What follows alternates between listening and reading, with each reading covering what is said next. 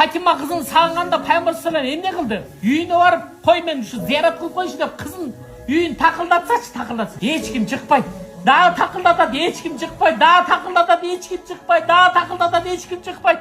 Бир балдайын эшик ачылып туруп, Фатима энебиз кулап калды да. Ошондо кызым сага эмне болду десе, сөз да сүйлөлбөй калыптыр да. Тамагы чыкпай калган. Пайгамбарыбыз мынтип карап туруп айтып атат. Эгерде сиз менин атам болсоңор дейт, мен айтпайт элем дейт. Алинин кайнатасы болгон үчүн мен айтпайт элем, Хасан Хусейндин тайтасы болгон үчүн мен айтпайт элем дейт. Бирок сиз пайгамбар болгон үчүн сурап жаткан үчүн мен айтып атам дейт. Али Алла жолуна чыгып кеткен дейт. Жеген кечтеке жок, көкүрөктө сүт чыкпай калганда Хасан Хусейн дейт. Оозун ачып жатып калган дейт жерде. Оозун ачып жатып калган дейт. Эмнеге десе, көкүрөктөн сүт чыкпай калган үчүн ачкалыктан ыйлай берип, үнү да чыкпай калган дейт. Эй Алланын элчиси деп пайгамбар саллаллаху көзүнөн жаш алып туруп, Фатима тургунуң деп.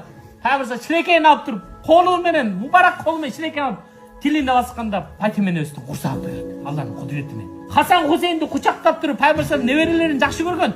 Колун бармагына салып туруп, оозуна салганда Хасандын курсагы тоёт.